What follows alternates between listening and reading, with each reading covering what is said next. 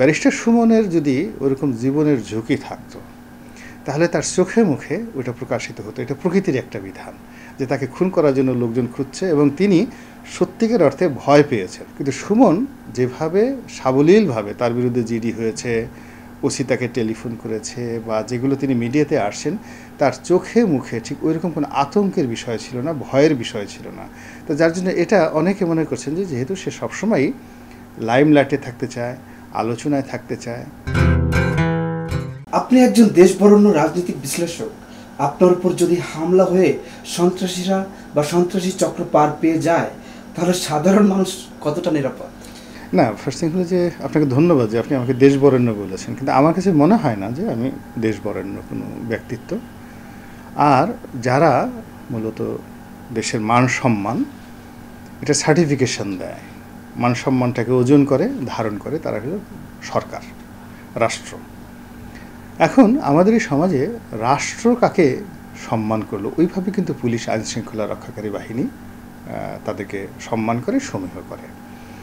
এখন যে রাষ্ট্রে ডক্টর মোহাম্মদ ইউনূস সেখানে ফেরারির মতো, তারপরে অসহায়ের মতো, বঞ্চিতের মতো, এতিমের মতো ঘুরে বেড়াচ্ছে, তো সেখানে আমি যে বেঁচে আছি এখন পর্যন্ত, আমার মতো মানুষ যে বেঁচে আছে, এটাই তো আল্লাহর কাছে শুকরিয়া। আমি তো নামাজ কালাম পড়ে সবসময় আল্লাহর কাছে দোয়া করি যে আল্লাহ আলহামদুলিল্লাহ আমাকে বাঁচিয়ে রেখেছ। যে সমাজে একজন পুলিশের আইজি 1000 কোটি টাকার মালিক হয়ে যায়, বুক ফুলিয়ে চলে, এবং বলা হয় যে এরকম শত শত 1000 কোটি টাকার মালিক সরকারি আমলা, সেই একেবারে পিয়ন থেকে শুরু করে সচিব পর্যন্ত, যাদের বিরুদ্ধে অভিযোগ, এবং এইরকম 1000 কোটি টাকার মালিক, 1 কোটি টাকার মালিক থেকে 1000 কোটি টাকার মালিক বা 10,000 কোটি টাকার মালিক, কেবলমাত্র আমলার মধ্যে, তারপরে সরকারি দালাল, মন্ত্রী, এমপিদের মধ্যে, যেখানে নিরন্তর অভিযোগ যে এদের এত টাকা আছে, এবং সমাজ এর একটা বিরাট অংশ বলতেছে এরাই হলো অলি আল্লাহ, এরাই হলো গাউস কুতুব, এরা 70 রাকাত নামাজ পড়ে, এরাই এদের দোয়া কবুল করে, আল্লাহ এদেরকে ক্ষমতায় বসিয়ে রেখেছে। তো সেখানে আমার মতো মানুষ, আমরা যারা সাধারণ মানুষ আছি, আমরা যে আশরাফুল মাখলুকাত হিসেবে এখনও যে মানুষ আমাদেরকে মানুষ বলতে পারছে, এখনও যে অমানুষ বলেনি, যে ওরা হলো মানুষ আর তোমরা হলো অমানুষ, তো এই মানুষ এবং অমানুষের ডিফারেন্স আমাকে যে এখনও কেউ অমানুষ বলেনি, এটাই তো বিরাট শুকরিয়া। ব্যারিস্টার সুমন বলছে তাকে মৃত্যুর হুমকি দেওয়া হচ্ছে, তিনি এই নিয়ে জিডি করেছেন, বিষয়টিকে কিভাবে দেখছেন আপনি? না, প্রথমত এটা বিশ্বাসযোগ্য মনে হচ্ছে না, আমার কাছে এটা বিশ্বাসযোগ্য মনে হচ্ছে না। হয়তো তাকে দিয়েছে, হয়তো তাকে দেয়নি। এর কারণটা হলো তার যখন কোনো ক্ষমতাই ছিল না, সংসদ সদস্য তিনি ছিলেন না, তখনও তিনি বসুন্ধরার বিরুদ্ধে তিনি কথা বলেছেন, অনেক প্রভাবশালী লোকদের বিরুদ্ধে কথাবার্তা বলেছেন। তো তখন এরকম কোনো অভিযোগ তখন তার হয়নি। তো এখন তার সঙ্গে একটা রাষ্ট্রীয়, যাকে বলা হয়, তকমা রয়েছে, সংসদ সদস্য। তো এই অবস্থাতে তাকে হত্যা করার জন্য, তাকে খুন করার জন্য, বা তাকে যাকে বলা হয় অপদস্থ করার জন্য কোনো একটা শক্তি বা ক্লিয়ার গ্রুপ তার এলাকাতে, ঢাকাতে যাবে, এটা সাধারণ যারা জনগণ আছে তাদের মধ্যে অনেক বিতর্ক সৃষ্টি করেছে। 2 নম্বর হলো যে যখন কোনো একটা অকারেন্স ঘটে, যেমন ধরুন আমার গাড়িটা যখন ভাঙলো, আমার 2 দিন ধরে মন খারাপ, আগের থেকেই 2 দিন আগের থেকেই মন খারাপ, এবং আমার শরীর, মন সব কিছু বলছিল যে something is going to happen, কিছু একটা ঘটবে। তো যখন ঘটলো আমি দেখলাম যে ঘটে গেল। এখন ব্যারিস্টার সুমনের যদি ওরকম জীবনের ঝুঁকি থাকতো তাহলে তার চোখে মুখে ওটা প্রকাশিত হতো। এটা প্রকৃতির একটা বিধান যে তাকে খুন করার জন্য লোকজন খুঁজছে, এবং তিনি সত্যিকার অর্থে ভয় পেয়েছেন।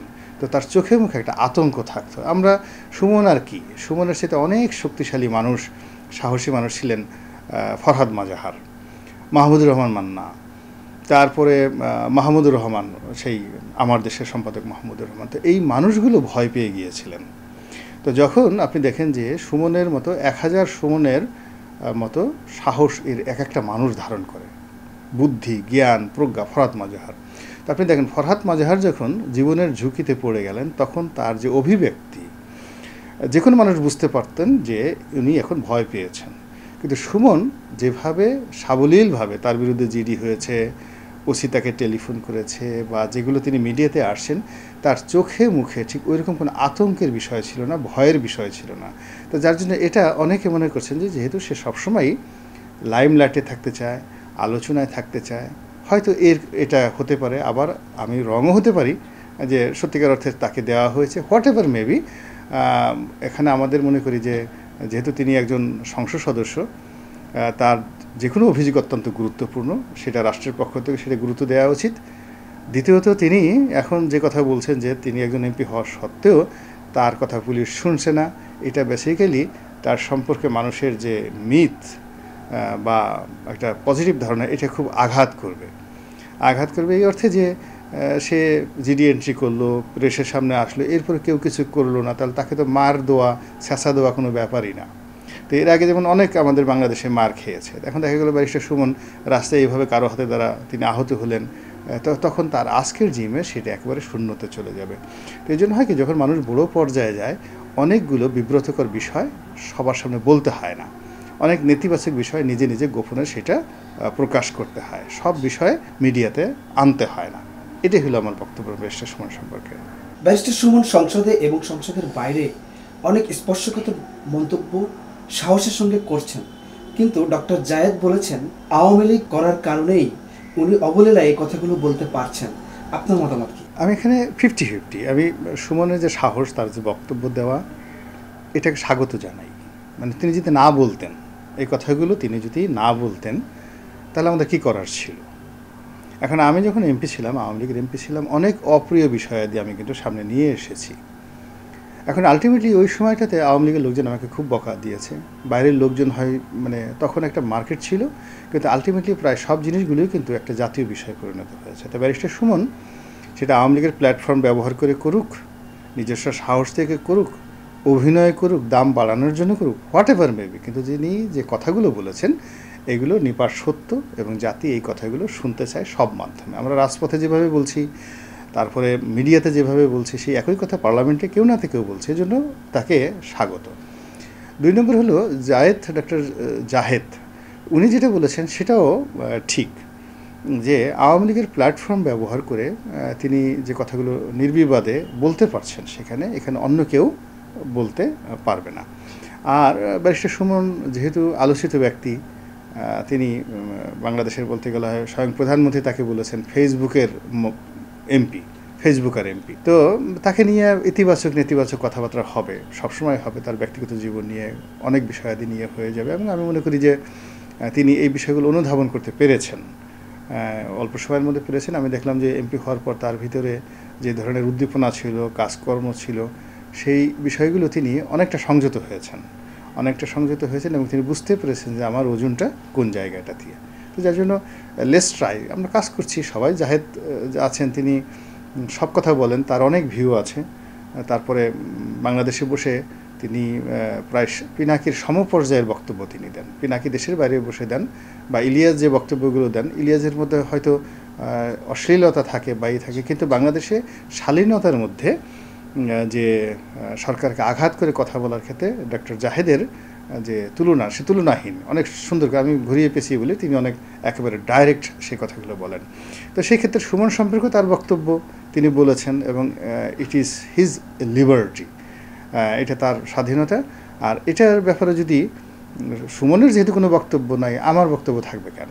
সুমন তো এটার ব্যাপারে কোনো প্রতিবাদ করেনি বা কোনো কিছু করেনি। এখন ডক্টর জাহিদ যে কোনো কারণে হোক না কেন, এখন সামাজিক মাধ্যমে একজন সেলিব্রিটি, তো তার বক্তব্য তো ফেলে দেওয়ার মতো বক্তব্য না। তা তিনি সুমন সম্পর্কে যে বক্তব্য দিয়েছেন, সুমন যদি মনে করতেন যে এই বক্তব্যের প্রতিবাদ করা দরকার, কাউন্টার দরকার, তারও তো প্ল্যাটফর্ম আছে, এবং সুমনের প্ল্যাটফর্মটা ডক্টর জাহিদের সাথে অনেক বড়। হ্যাঁ, ফেসবুক, ইউটিউবে তার অনেক বেশি। ফলে তিনি এই জাহির সম্পর্কে যদি একটা নেগেটিভবাচক কথা বলতেন বা তার নিজের পক্ষে বলতেন, সেটা আরও ভাইরাল হয়ে যেত। যেহেতু তিনি বলেননি, তো এটা না আমার মাথা ব্যথা থাকার কোনো কারণ নেই।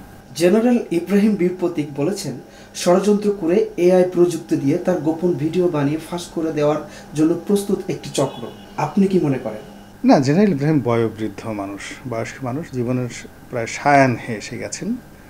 তো তিনি সুরিত, আপনাদেরও সুরিত, আমারও সুরিত। বন্ধু মানুষ, আমার বাসায় অনেকবার গিয়েছেন, এই অফিসে তিনি বহুবার এসেছেন। আসার আগে তিনি একটু ডাল, একটু ভাজি দিয়ে খেতে চান। তো তিনি যেভাবেই হোক না কেন তার যে একটা ইমেজ ছিল জাতির কাছে, এখানে এই নির্বাচনে আসার কারণে আওয়ামী লীগের সাথে তার সংযোগ হওয়ার কারণে এই ইমেজটা একেবারে শূন্যতে চলে গেছে। ফলে তার জায়গাতে যদি তিনি না হয়ে নেলসন ম্যান্ডেলা হতেন, যে মানে আওয়ামী লীগের সঙ্গে এখন ওই পেকুয়া থেকে, তিনি তো কক্সবাজারের পেকুয়া থেকে সংসদ সদস্য হয়েছেন, ওখানে নেলসন ম্যান্ডেলা নির্বাচন করেছেন ইনস্টেড অফ জেনারেল ইব্রাহিম। এখন আওয়ামী লীগের অবস্থা এত দুর্গন্ধময় হয়ে গেছে, এত মানে যাকে বলা হয় অস্বাভাবিক হয়ে গেছে, তো সেখানে নেলসন ম্যান্ডেলাও যদি আসতেন, বিল ক্লিনটনও যদি আসতেন, তাহলে জেনারেল ইব্রাহিম এখন যে গালি খাচ্ছেন তারাও ঠিক একই গালি খেতেন। তো যার জন্য জেনারেল ইব্রাহিমের যে সমস্যাগুলো, সেই সমস্যাগুলো যদি এআই তো দূরের কথা, আরও মারাত্মক সমস্যা হয়, তাহলে লোকজন হাসবে এবং তারা খুশি হবে। তো যার জন্য জেনারেল ইব্রাহিমের উচিত হলো এই বিষয়গুলো না বলা, বিকজ জনগণের, তিনি যে কথা বলে জনগণের আবেগকে পুঁজি করতে চান, জনগণের সহানুভূতি চান, এই জিনিসটা এখন আর তাকে দেওয়া হবে না। তিনি নাও এই যে গোল্ডেন পার্ট অফ আওয়ামী লীগের যে গোল্ডেন হর্ন আছে, সেই গোল্ডেন হর্নের একজন সম্মানিত মেম্বার। সেই মেম্বার হিসেবে তিনি মধু খাবেন, মেওয়া খাবেন, আওয়ামী লীগের সাথে চলবেন, আওয়ামী লীগের ভালো তার ভালো, আওয়ামী লীগের মন্দ তার মন্দ, আওয়ামী লীগের কপালের সঙ্গে তার কপাল মিশে গেছে। ফলে তিনি এখান থেকে বের হয়ে এসে আগের সেই যে ইব্রাহিম, যার কিচ্ছু ছিল না, খালি একটা কল্যাণ পার্টি ছিল, কিন্তু মানুষজন তাকে সম্মান করতেন, তার সাথে ছবি তুলতে চাইতেন, তিনি কোথাও যেতে চাইলে মানুষ সম্মানিত বোধ করতেন, ওই জিনিসটি আওয়ামী লীগের সঙ্গে তার একীভূত হওয়ার কারণে সেটা এখন একেবারে শূন্যতে চলে গেছে। শুধু শূন্যতে যায় নাই, মানে তার যে ওজন এটা শূন্যতে চলে গেছে, আর তিনি যে অনুভূতিগুলো আশা করছেন সেটা রিভার্স হয়ে গেছে, উল্টো হয়ে গেছে। অর্থাৎ আগে যেখানে অনুভূতি আসতো, এখন সেখানে ক্রোধ চলে আসছে। আগে যেখানে মানুষ যাকে বলে দুঃখ পেত, এখন মানুষ দেখা গেল যে আনন্দে উদ্বেলিত হয়ে যাবে। অনেক সময় অনেক ঘটনায় মানুষ মিষ্টি বিতরণ করে না, তো ওই রকম মানে একটা বড় মানে নেতিবাচক রেজিমের সঙ্গে, সেটা ফিউডালিজম বলেন, ফ্যাসিজম বলেন, কিংবা অন্য যে কোনো স্বৈরাচারী পদ্ধতি বলেন, তার সঙ্গে যখন একেবারে দুনিয়ার সবচেয়ে সেরা রত্নটিও তার সঙ্গে যখন একীভূত হয়, ও রত্ন কয়লা হয়ে যায়, মুহূর্তের মধ্যে কয়লা হয়ে যায়। আপনারা তো জানেন যে কয়লার মধ্যে হীরক তৈরি হয়, তো যার জন্য সেই হীরক করে কি আলটিমেটলি কয়লার মধ্যে যখন ঢুকে যায়, চারিদিকে শুধু কয়লা ছাড়া কিছু দেখা যায় না। এখন মানে ওনার দিকে তাকালে নৌকার আলকাতরা দেখা যায়, ওনার দিকে তাকালে নৌকার গোলই দেখা যায়। ইব্রাহিম সাহেবের মাথায় যদি তাকায়, তাহলে মাথার উপরে মনে হয় যেন নৌকার পাল উঠতেছে, পিছনে একটা বৈঠা আছে, সামনে একটা দাঁড় আছে, লগি আছে, এইরকম মানে তাকে দেখলে মনে হয় আর কি।